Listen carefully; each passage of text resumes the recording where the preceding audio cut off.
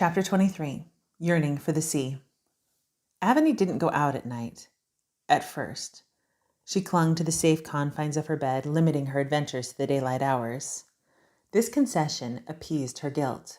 She didn't know what she would have done if the accident had taken place at night. There would have been no explanation.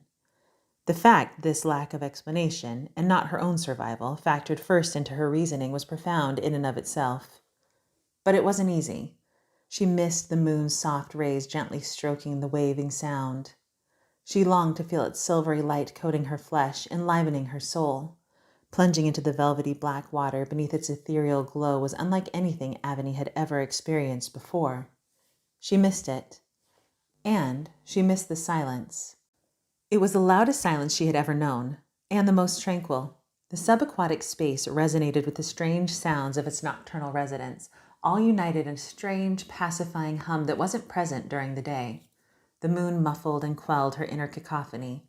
It was a solitude so profound, even her thoughts didn't dare interfere. She was truly free in those moments. She didn't chase whims of curiosity or flights of fancy in the dark hours of night. She merely sank into the inky black and ceased for a few sweet, cleansing hours to exist at all. When she'd had her fill, when she felt life sparking within her like the first embers of a burning fire, she'd emerge, sparkling water cascading thickly down her back. The soft rush divided in rivers, twinkling in the moon's glow, reflecting it, reflecting her. Aveny had never felt as calm or clear as she did in those moments. There was no fear. But Aveny also knew there were risks. So she stayed home. She waited. She was stalwart in her commitment to safety. At first. Desire, like her need to return to the sea in the first place, won out in the end. There was no bold foreshadowing, no defining moment, no plan. One night, she simply slipped out of bed and walked away. No one heard her go, not even herself. From then on, she continued her nocturnal affair, venturing out every few nights to dissolve into the moonlit sea, when Brand was at work and Miriam and the kids were peacefully slumbering. She was being careful. At least that's what she told herself. It was hard to remember which was more reckless, the sea or remaining safely in her own bed.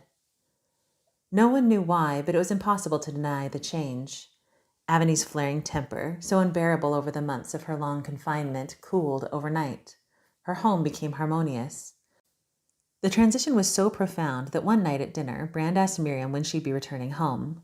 Aveny was surprised and pleased when Miriam waved her hand in a dismissive way and said, "You're my family. This is right where I belong. And for now, this is right where I'll stay. Don't you worry one little bit." Despite Brand's eagerness to reclaim his home, everything was easier with Miriam around, especially for Aveny. With all Miriam's eccentricities, she wasn't exactly an easy house guest. The kitchen now had more strange-looking plants than cookware, and there was an unidentifiable smell continuously wafting from the guest room. But her calming presence, upbeat attitude, and most importantly, free babysitting and dinner-making, was more than enough to compensate. As Aveny took another bite of Miriam's beet and cucumber slaw, she sighed contentedly. All was right with the world. Her family was happy and safe, and Aveny was finally whole.